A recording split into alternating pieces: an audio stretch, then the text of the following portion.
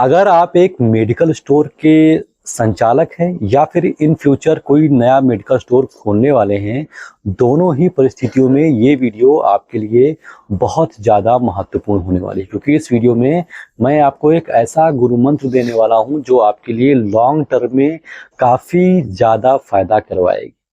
अगर आप एक मेडिकल स्टोर वाले हैं तो जाहिर सी बात है, आप दवा को बेचने से पहले कहीं ना कहीं से दवाओं को खरीदेंगे। आप किसी न किसी होलसेल वाले के यहाँ से दवाओं को पहले परचेज करेंगे।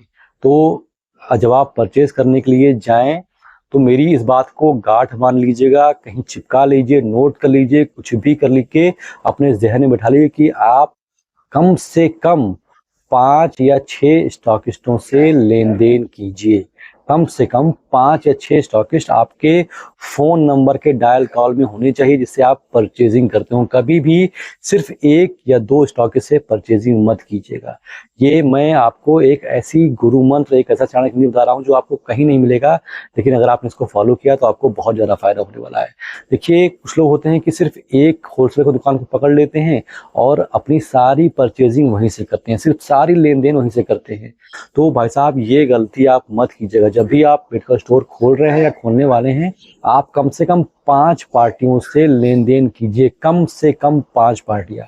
इसका फायदा क्या होगा बता दूं आपको। इसका फायदा ये होगा कि मान लीजिए कोई स्टॉकिस्ट ए है और कोई स्टॉकिस्ट बी है, सी है, डी है, तो आपको प्रॉपर आइडिया होगा कि स्टॉकिस्ट ए हमको अच्छे रेट पे माल दे रहा है, कि स्टॉकिस्ट बी अच्छे रेट पे माल दे रहा है, कि सी अच्छे रेट दे रहा है, या फिर मुझे ये दवाई स्टॉकिस्ट डी के यहाँ ज़्यादा सस्ती मिलती है या स्टॉकिस्ट ए के यहाँ ज़्यादा सस्ती मिलती है। और इससे क्या होगा कि आपसे कोई स्टॉकिस्ट चीट नहीं कर पाएगा। मतलब जो आपको कोई ना आपका कोई डील खा पाएगा, ना आपसे कोई मार्जिन खा पाएगा। और सबसे बड़ा फायदा क्या होगा कि आपका कोई मार्जिन नहीं खा पाएगा पहली बार, क्योंकि आपको रेट पता होगा कि ये वाले भाई साहब कितने रुपए में हमको ये दवाई देते हैं, बी वाले कितने देते हैं, सी वाले कितने देते हैं। तो आप कभी मार्केट से गच्चा नहीं खाएंगे, आपको कभी मार्जिन की समस्या नहीं आएगी। दूसरी चीज़ क्या होगा कि मान लीजिए आप 2000 रुपये का माल ए से ले लिया, आपने 2000 रुपये का माल बी से ले लिया, 2000 रुपये माल सी से ले लिया, फिर डी से ले लिया, आपने 5 स्टॉकेज से मिला करके 2000 रुपये माल लिया, तो आपका 10 रुपये का माल हो गया।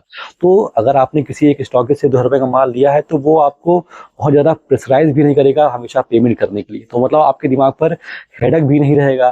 तो आपका जो वर्डन है, जो लोड है, वो 5 जगह पर बढ़ जाएगा और आपको पेमेंट के लिए कभी भी बहुत ज़्यादा हेडेक नहीं होगा। लेकिन अगर आप सिर्फ एक स्टॉकेज से पेमेंट जो है परचेसिंग करते हैं, तो चाहे स्टॉकेज भले ही आपसे पैसे की मांग ना करे उस समय, लेकिन फिर भी आपके दिमाग पर बर्डन रहेगा कि भाई मुझे 10,000 रुपये इसको देने हैं। और 10,000 रुपया अमाउंट जो है काफ़ी बड़ा लगेगा उस स्टॉकिस्ट को भी और आपके दिमाग को भी। वही अगर 2,000 रुपये आपको दिख रहे हैं तो वो आपके दिमाग को भी प्रेशर में नहीं लाएगा और इतना ज़्यादा आपको कोई समस्या मार्केट से नहीं होगी। मतलब आपको कोई माल देने से मना नहीं करेगा।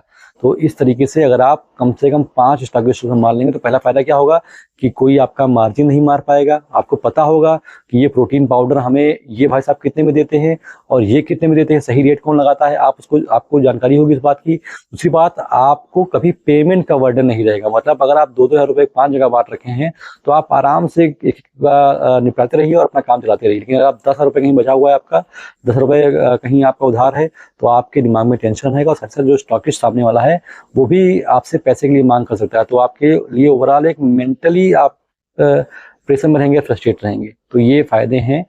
तो इसलिए मैंने आपसे कहा स्टार्टिंग फेज में कि आप कम से कम 5 स्टॉकिस्टों से परचेजिंग कीजिए, तो आपके लिए ज़्यादा बेनिफिशियल होगा। आशा करता हूँ कि जो बात मैं आपको समझाना चाहता था वो बात आपको मैंने डायरेक्टली इनडायरेक्टली किसी प्रकार से समझा दी हो और वीडियो आपको अच्छी लगी। वीडियो अच्छी लगी तो लाइक कर दीजिए। ऐसी वीडियो और देखना चाहते हैं चैनल को सब्सक्राइब करिए। फिलहाल अभी तक मेरे साथ इतने धैर्य से बने रहने के लिए आप सभी का बहुत बहुत शुक्रिया।